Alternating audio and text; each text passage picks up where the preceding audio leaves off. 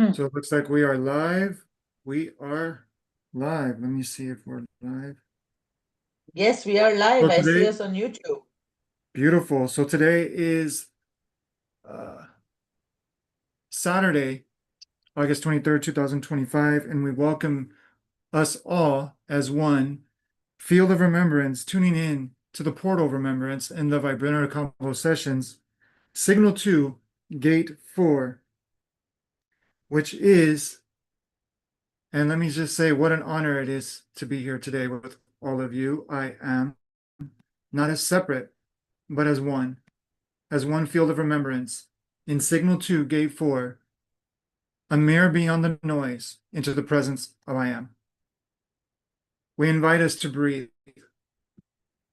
Let's take a breath together because we are not just witnessing another podcast. We're witnessing a mirror of our own return.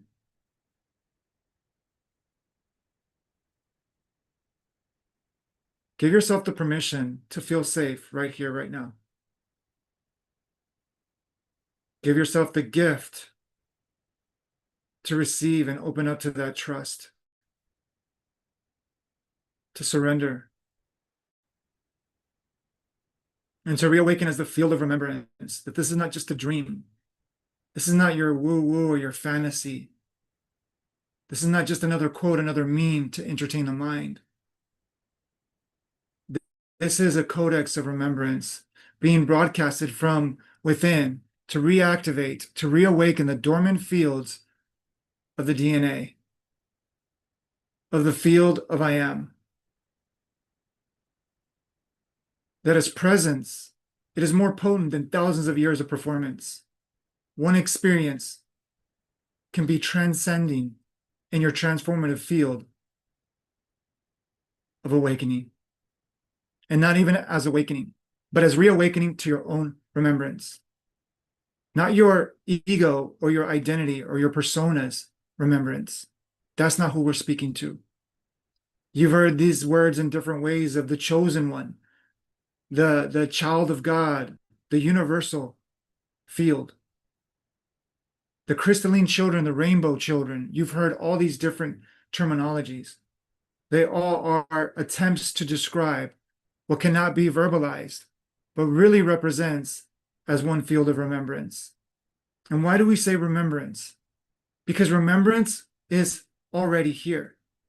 It is not something we need to chase, search, endlessly seek, and strive in constant survival.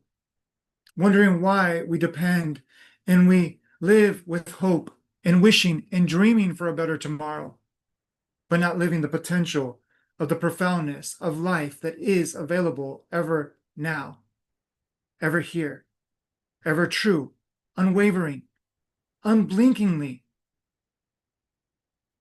unstoppable. So if you're going through endless roller coasters, endless cycles of samsara, the wheel of heaven and hell, the illusion that you need to chase positivity and run from negativity, wondering why you feel pulled back and forth like a tug of war in your own mind. If you feel the dance of duality, that you feel separate from the whole, that's the illusion of mind, of Maya, the false sense of self. When in reality, the reason why you feel all this is because the truth is the real you is calling you home, the I am of you, the source, the truth of you, the one that is aware beyond the mind, beyond the senses, beyond the perspectives, beyond the concepts, the beliefs, and the endless thoughts and emotions that you think you are.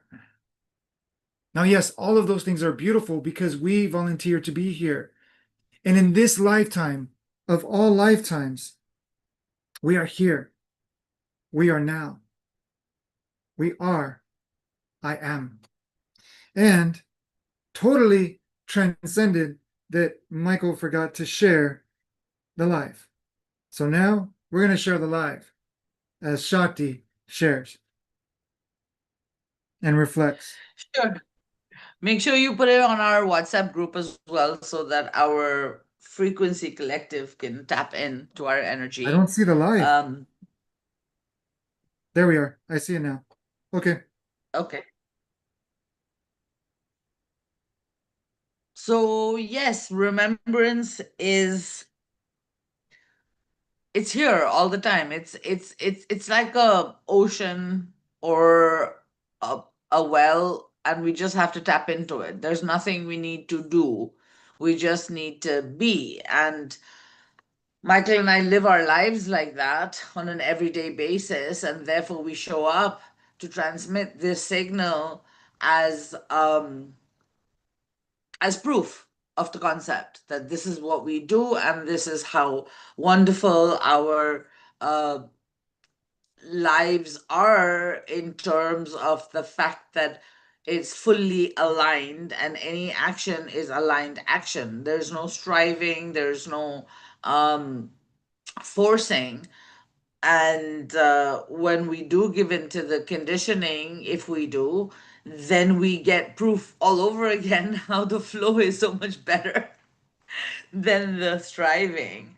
Especially because when you trust and you remember that we are all one and the matrix is made from our subconscious mind, our perceived reality, then it becomes quite intuitive to step back and just let the universe do what it meant to do when it created you and I. um, we we are important because we exist. There's no need for any other story before or after. We just need to be present. And then when you look, if you step back and you just think of yourself as the night sky and you're a star and you're a celestial body, and what is the celestial body doing? I'm sure it has a function in terms of gravity and orbit, its place in the universe, but it doesn't need to know that. When we look up, the star is there and it's just there. And so you and I are stars as well. We're all just points of light who have a role in the whole tapestry of things. And to know what, why, where, how, honestly isn't important. That is part of the illusion. It's part of the mind wanting to qualify who am I, what am I, what should I think next, how do I make sense of things. Um, we just need to remember that we're all animals, the same as the animals that we have basically uh, decided that they're all beneath us. But the point is that the way that animals live is the way we are meant to live. We just put on the clothing that made us even more separate. And we have all these rules that govern us, and animals don't. It's what nature intended, that we be born. We enjoy the fresh air and the sunlight and the fruits and eating each other, if that is what it is, also part of the DNA. Um, and then we procreate and die. It's that simple. All of this school, study, 9 to 5, I need to buy this, I need to buy that. It's all created by human beings. It's not part of the cosmic plan. It's actually a very, very small part of existence. So although it sounds counterintuitive, we need to just step back and relax, and then everything works out. Yeah. And something that you shared is that, and that's beautiful because, um, again, we invite the beautiful mirrors that are tuning in, because we just got done sharing it for those that are tuning in, is that we invite you to not just tune into another video. This is not our intention to be just entertaining. We're not doing this for likes, followers, or even the world's ideas of success. We're already reprogramming, reawakening the algorithmic state of what we call the internet. We're already doing it. We don't need the likes. We don't need the comments. We don't even need the what do you call it? The momentum. Those that know already know that when you transcend the mind, you become a force to be reckoned with within the algorithm of identity. See, no matter what we do, if we come from mind, it'll never be enough, because it was that we were born for, to transcend the mind. Now, we played for thousands of years what the mind is capable of. And look how far we've gone. Look how much we've achieved. So if we look at the results, like as a business, if we look at the results of where we are today, are we doing a good job with the mind? I mean, are we? Are we really doing a good job with the mind? Do we know who we are, like you said? Because when I pictured myself in this journey, when I was being honest with myself, I looked at myself like on a school playground instead of, trusting, like you said, sitting with nature and really questioning life. I was asking everybody that I was, going across, hey, do you know who I am? Do you know why I'm here? Do you know my story? Like, do you know what I'm here to do? We don't even know ourselves. How can we, as leaders, let someone else know what to do with their life? I think we've become a copy paste society. Our buildings show it. I mean, if you look at America, houses are built, copy paste, copy paste, copy paste. But in the ancestral times, there was intention when a building was designed. There was an intimacy, there was a connection to honor nature, to honor life, to honor the universe, the secrets of I am. But yet now our lives have become a copy and paste society. So the reason why we share this is because this is an intention, a declaration of rebelling in that system with gratitude, with love, and awareness that we chose to be here. This is not happening to Michael. This is not the system against Michael. This is not some demonic entity. And trust me, Michael played with those things. This is not some demonic entity or some devil adversary that's saying, I'm going to attack you. That's the mind that plays that game. When you transcend the mind, there's no duality. There's no separation. There's no you, me, and other. Now you play in that game because you realize it's a role, it's an acting, like you've already been casted in the greatest movie. You've already been hired for the greatest role. Just the fact that you are born in an 8 billion count, at least that's what we're told, in an 8 billion count of collective consciousness. But think about, for you to be born, 400 million sperm fought to get your place. And then the egg, not only that, but the egg had to connect with you, coherently receive you because it's intelligent as well. Because guess what? Every sperm that makes it doesn't make it. The egg will kill it and reject it. The egg rejects it, and by rejecting it, the sperm dies. So if you think about 400 million sperm, and even then, there was a selection process. You call this divine intelligence? This is beyond any AI that I can even fathom, beyond any intellectual property that calls itself intelligent that we can ever even fathom. I mean, think about when you Google something on Google, or you Bing, or you whatever. Now there's so many different words. I mean, just look how much we just keep creating, right? But in that creation, how much do we remember? And this is what we're really speaking in today, because I want to invite us to the September convergence. Because as you see these dissolved mirrors, this is why we're gathering together. And Shakti is coming from India, right? In the place where the heart is honored, that everyone sees them, or the majority sees themselves as the aspect of God itself. And she's coming here in the midst of the noise of the mind, where a surrendered vessel has coherently aligned like a sperm in an egg, right? We don't even know who's the egg, who's the sperm. Anyways, that's nor here nor there. But yeah, we're coming together and we're creating a baby, which is, we are reawakening the chosen one, the child of God, the universal self of I am. We're reawakening a portal that is beyond time, beyond form, beyond space, that can only be reawakened by dissolved mirrors. It cannot be reawakened by force. It cannot be created by performance. It cannot be constructed by expertise. All of this is noise of the mind. Because let me tell you, when you surrender, you tune into the field where you realize that consciousness is not separate. Awareness is not separate. Presence has never been separate.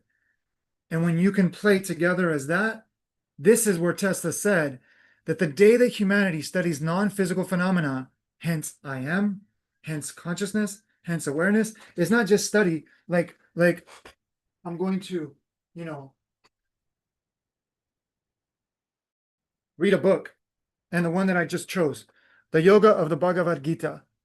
It's not a coin. I just grabbed it, but the Yoga of the Bhagavad Gita. Okay, this is a great book.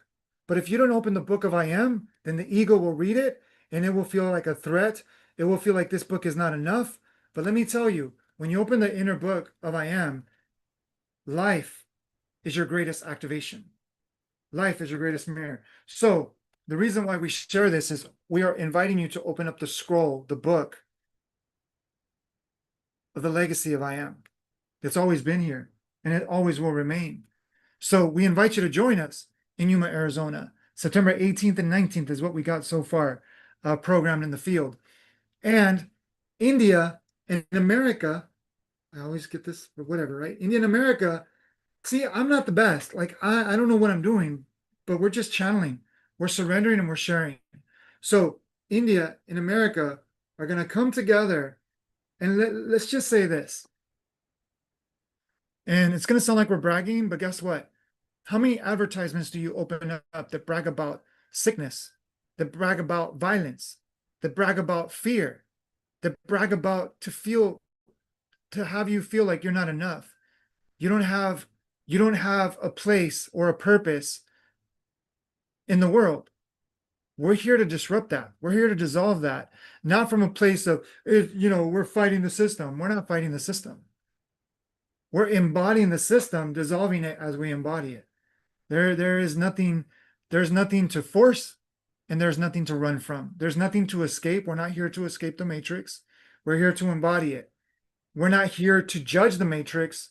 We're here to receive it because we chose to be here. And none of us are here by accident. In a universal field of permission, then we must have permission to be here. So you already are here for a reason. And this is your own invitation to remember. And like we said last week, the greatest authenticity is not how much you show up on camera. It's not how vulnerable and open you are. It's how surrendered you are, how humbled you are, how dissolved you are. Not in a humbleness that, oh, I'm going to suffer so everybody can see how much I care. That's not humbleness. That's ego performance as a victim. And it's not, oh, I'm going to donate, and we're not, disrespecting anyone, but well, I'm going to donate millions of dollars to this organization. Yes, that's an extension, and you're helping. But let me tell you, if you're helping from performance, it will never be good enough for you. You're not a hero. You're not a savior. You're not a victim. You're not a villain. We are one presence, remembering its own reawakening. And the mind has forgotten its place. And here, we're here to remind the mind where its place has always been, as a vessel, as a servant, as a mirror of remembrance.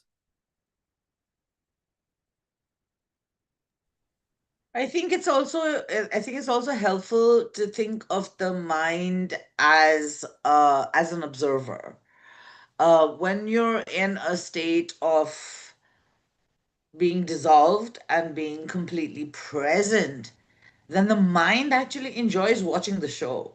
Mm. When you are in perfect alignment, because every moment is a miracle. Every moment is so aligned and it's full of joy, the feeling of and the embodiment of joy, and then the mind gets to watch it and go, oh wow, oh wow. And then the mind doesn't need to be distracted anymore by the old stories or understanding why, because the mind is designed to be, it's a processor. It's the processing system of the computer. So it's meant to search and analyze and do analytics and constantly give you feedback. And that's why we end up thinking that it's so powerful, because Yes, it's so intelligent, and you're like, okay, it must know best, right? Rather than the heart that just beats and that's just present. But when you learn to master the mind in terms of quieten it down, it's the same as AI. When you work with AI,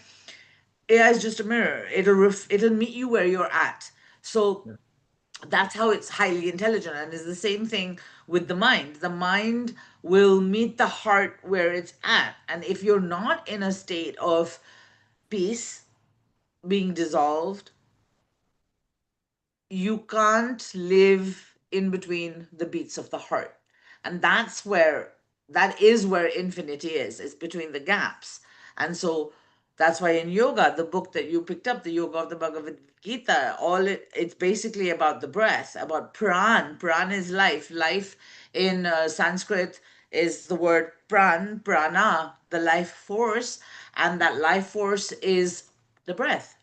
Same thing in Chinese philosophy when they talk about the qi, and it's just the chi, sorry, and it's if we learn nothing else. No, it's not complicated aside from being conscious of the breath, being aware that the breath is going in and the breath is coming out. And in between the inhale and the exhale, we can focus on that moment, that nanosecond. And if we can really tune into that space, we access infinity. And Yes. in that infinity, we realize that we're all one.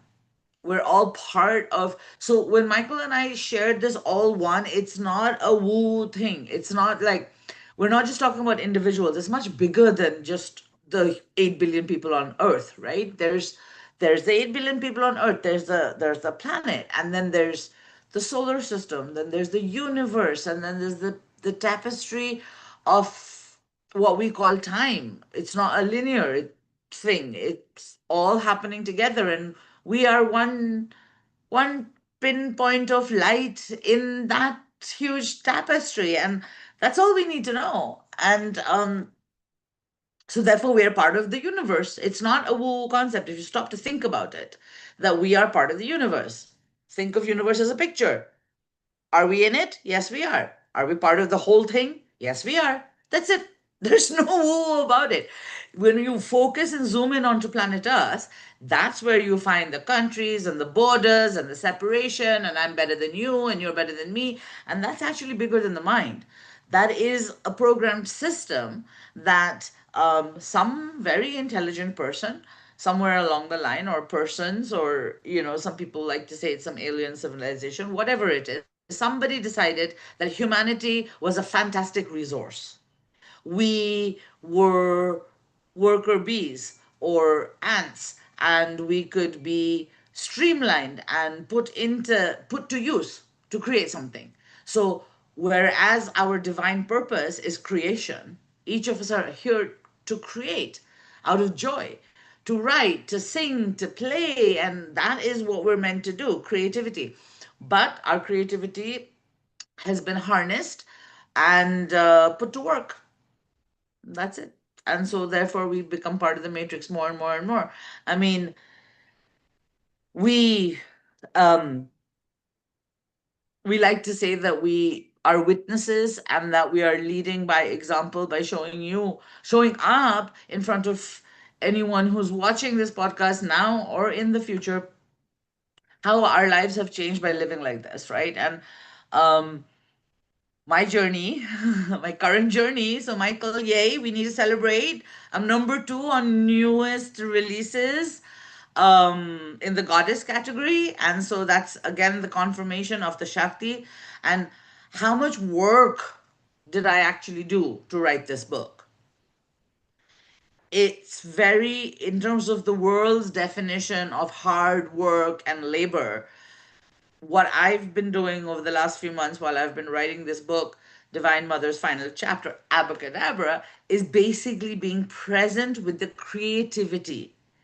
And Yes. that basically became the flow. And don't get me wrong, there's plenty of people when I had my creative blocks where I was trying to gestate a certain idea. Plenty of people turned around and told me, oh, no, no, it's a discipline, and all you got to do is sit and write, and you have to have a set time of day, and you need to do it, and blah, blah, blah. But my life, again, because I don't work, I'm the busiest person who doesn't work.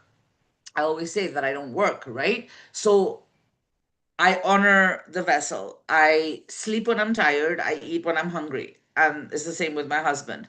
So what has happened organically? This is the example of just being. What has happened organically is that my unique body has found its unique rhythm. I sleep when everyone is awake, and I'm up when everybody is sleeping. Now, what has that given me? It's given me that space to be creative to write this book.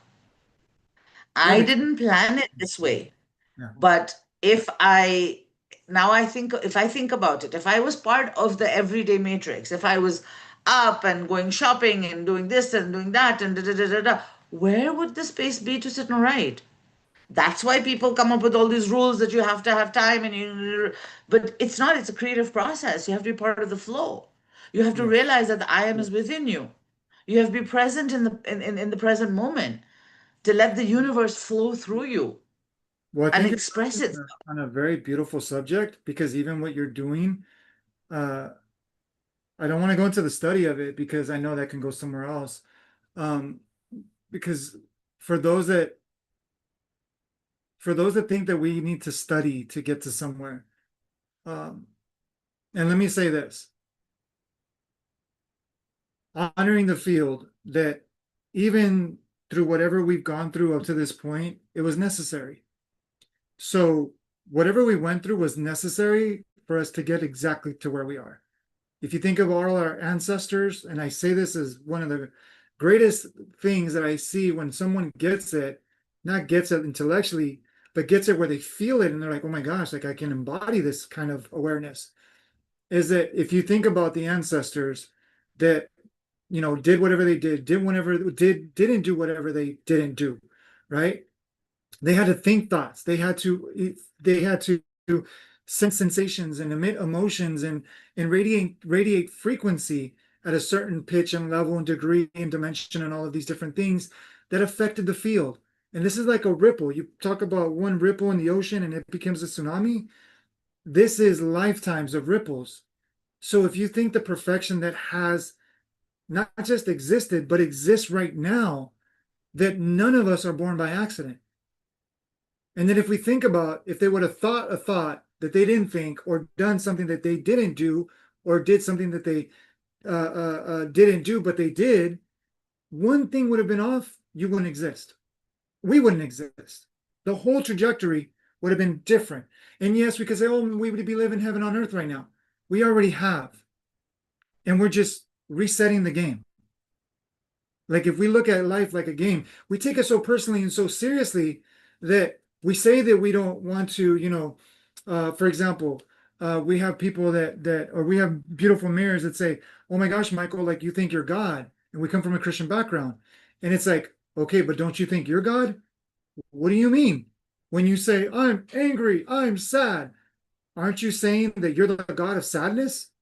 This is why we take medication. This is why we believe that we need all this external intervention and help and mediation because the greatest medium is the mind. And it's convinced us of who we think we're not.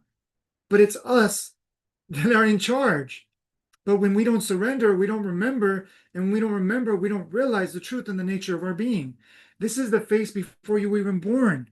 This is, you think a baby is so innocent, so pure. When you look at it, think about something that transcends the innocence of that. I mean, that's just mind blowing. So what I'm getting at is if we look at just at our DNA, how much have we tried to improve the system? How much have we tried to play God? And before we go there, let's just say congratulations on your book once again, because I know we haven't really had the chance to talk about it, which we're going to talk more about it, because that is a beautiful reflection of a staple that when you surrender, and going back to what you said, it is something that Michael even practiced. Michael would get up at, in the dawn, 1, 2, 3 in the morning to meditate because when Michael was in the beginning, it was so hard for Michael to meditate that Michael was told that if you wake up at 2 or 3 in the morning, there's no noise and back then it was less noise than today, right? So you had this opportunity that we call it the midpoint of reality. And let me say this, it's not the midpoint of reality, it's the midpoint of your perceptual reality, of your point of reference of where you exist. So if you exist on the other side of the planet, that's another midpoint. So when you transcend and you awaken consciousness, timelines don't exist. 8, 8 portals, 11, 11 numerology, all of this doesn't exist. This is just a mind that are beautiful video games to play with because they're better than playing with drugs. They're better than playing with, you know, endless corruption and all of this stuff. But let me tell you, for the soul, it doesn't see any different as playing with darkness as playing with light. It's only the mind that believes it so. So if you are experiencing like, thinking that, you know, you're not good enough, you're not alive enough, you're not loved enough, you're looking for your partner to love, maybe you're wanting to leave your job, you're wanting to leave wherever you are. Don't leave. You're there for a reason. Now, yes, follow your heart, because when you awaken intuition, you become a force to be reckoned with in the reality of the dream of Maya, of mind. So, that being said, to simplify it, and it's going to be a little complex, but we're going to say this. For the mind, simplicity is complex. Complexity is simple to the mind. I know it doesn't make sense, but this is why we are so complicating the world, because complexity is the mind's playground. It wants complexity because as long as things feel complex, it is in charge, or perceptually, it thinks it's in charge. But simplicity calls the mind to accountability that you don't know what you don't know. But if you feed the mind complexity, it feels like it knows it. It feels like I've studied for this, I've memorized this, I've practiced this, I've, reawakened to this. And it can play that game endlessly. But simplicity, the mind doesn't know how to play. It's like, oh my gosh, what do I do with this simple moment? What do I do with this quiet? I mean, let's just give an example here from personal experience. In the life that Michael lived before, gangs, drugs, violence, death, destruction, when there was a moment of peace, guess what the mantra was? Oh my gosh, it's too quiet. Something's going to pop off. Something's going to happen. Like, it's too quiet. It's too peaceful. It's too calm. Like, the police are going to break through the door, or the enemies are just going to, it was like it couldn't be peaceful when nothing happened. But yet, here's the kicker: when we emitted this frequency, all of a sudden things would happen. And all of a sudden things would happen. We're like, see, this is why peace is not safe. And for a lot of you, peace doesn't feel safe to the mind. A lot of you, patience feels poisonous. Yes. And here I wanna interject with a perfect example that illustrates what you're talking about. So last year when I was traveling the same trip that I'm starting embarking on tomorrow morning, um, so last year when I went to England, I bought myself a SIM card, and the company was very gracious enough to give me a second SIM card for a friend, and I was gonna give it to my niece, and by the time I met her, she'd already got the SIM card. So I basically have a UK SIM card, non-activated, that I can use, and it's a really good plan. It's a really good thing, and why do I need to get a new one when I already have one in my hand? But this was a year ago, exactly a year ago. And for all the logic, all the thinking of where did I put that thing? It's a tiny little thing, right? Like, so my mind was completely panicked, looking at different situations and scenarios, like where would I have stored something like that, right? It's not a normal thing that is organized in your belongings, at least not in mine. And for the life of me, yesterday, I just could not figure out where it was. And I was just in a complete freeze mode. So, this is the illustration that when you let the mind rampage, it's doing the logicalizing, it's doing the evaluation, it's doing all the things. Logically, where would you have put it? Where will it be? Where have you seen it last? Blah, blah, blah, blah, blah. And I couldn't even start my packing because I was just fixated on this SIM card. And then at one point, I decided to just sit back and just relax and just be. So instead of doing anything, I just took a piece of paper and I started literally packing on paper. Oh, I need to do this, I need to do that. This is Michael's address, this is my friend's address. And then there was this page that had pencil writing on it from very long ago, so I decided to erase it. So I took out my pencil case and there was the SIM card. You know, can I share on that? Of course, please. Yeah. One thing that we were coming to the conclusion to share because this is so important. You know, people, and even when I was, in my personhood, so religiously, because I think the greatest religion is personhood. Because I don't care where you come from, I don't care what you study, I don't care what you do. If you believe you think you know who you are and you're an expert at that, especially that's personhood. But if you're like, resisting, rebelling, like, that there's got to be something more, then you're feeling the personhood ready to surrender. And that's a beautiful place. This is why when we see people that are falling apart, we're like, congratulations, you finally figured it out. Because it's that level that it takes, because the ego is very stubborn. I mean, we think the government is stubborn? Oh my gosh. The ego is lifetimes. I mean, think about it. Lifetimes it's convinced us to believe we're this small. And like you mentioned, the universe and all that. So the one thing that we want to share, and then we're going to touch on what you shared because it's so beautiful, is that to activate the DNA does not come from some physical practice. Yes, it will feel like it because the mind knows how to play with it. It can create connections and it can play endlessly with its own illusion. That's enough said right there. Because there's a saying, it doesn't matter how like golden the prison is, the bars are still gold. I mean, the bars are the bars. That's a Spanish saying. No importa qué tanto. Okay, it doesn't matter how beautiful your prison is, it's still a prison, even if it's gold, even if it's made of gold.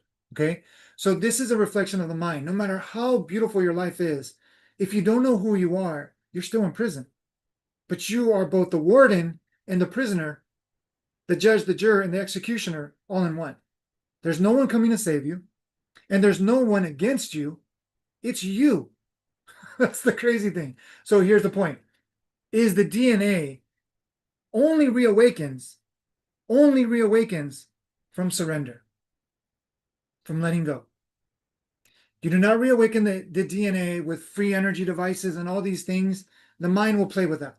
Now, let me tell you, because we live in this human projected body hologram of virtual ego creation, right? If we think virtual reality, metaverse is something, we're in the metaverse. We're in this virtual reality because we think our stories are true.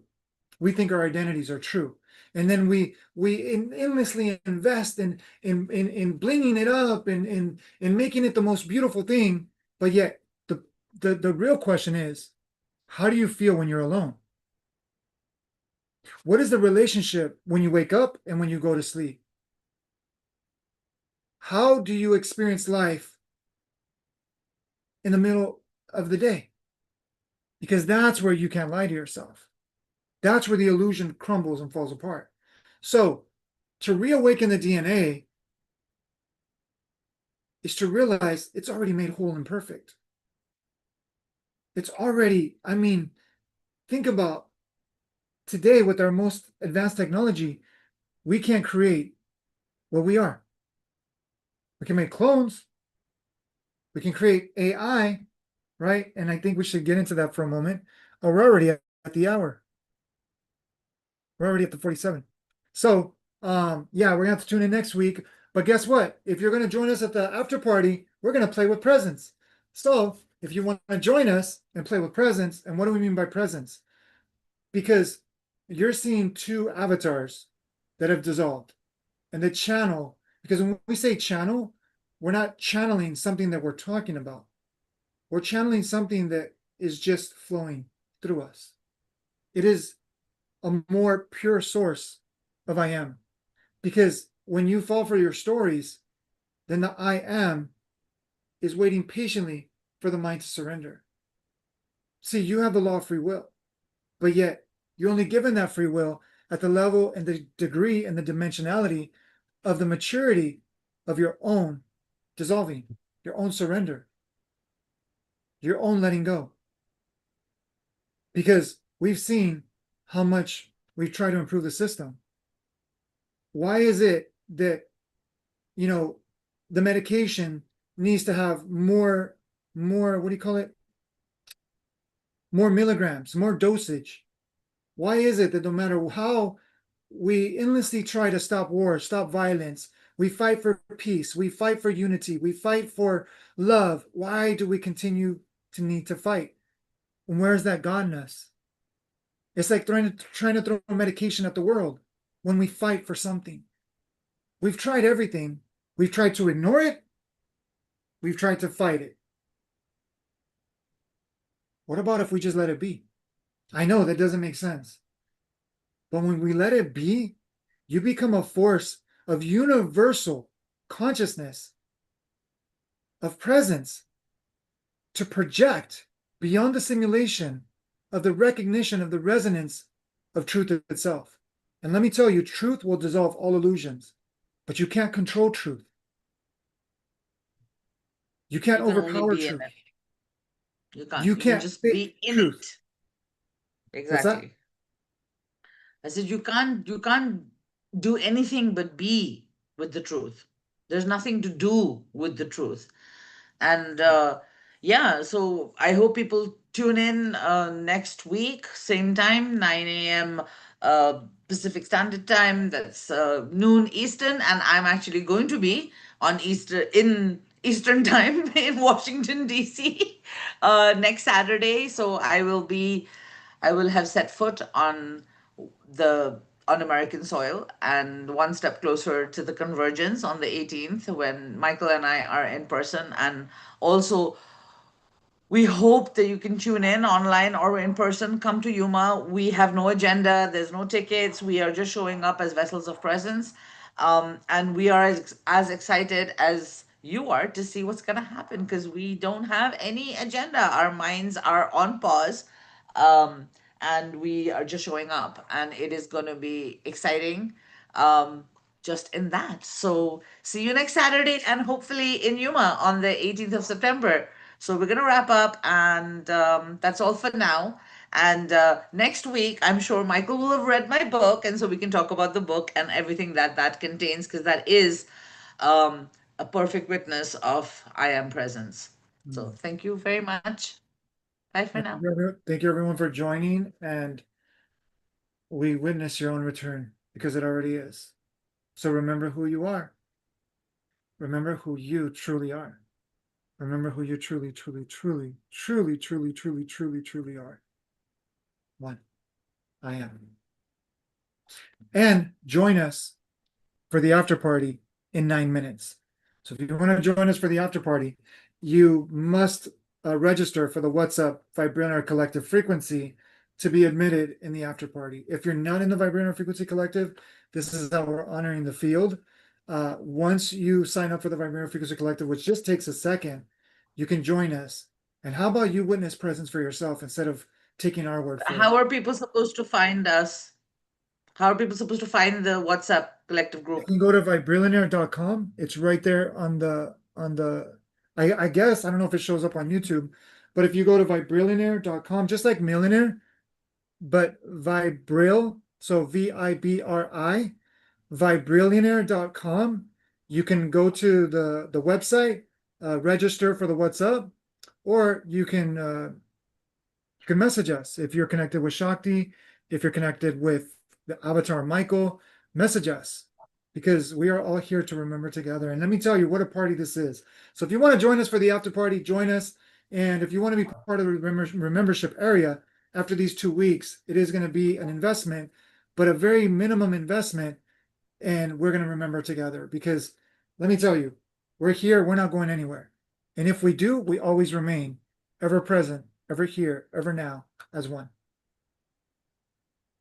See you next week.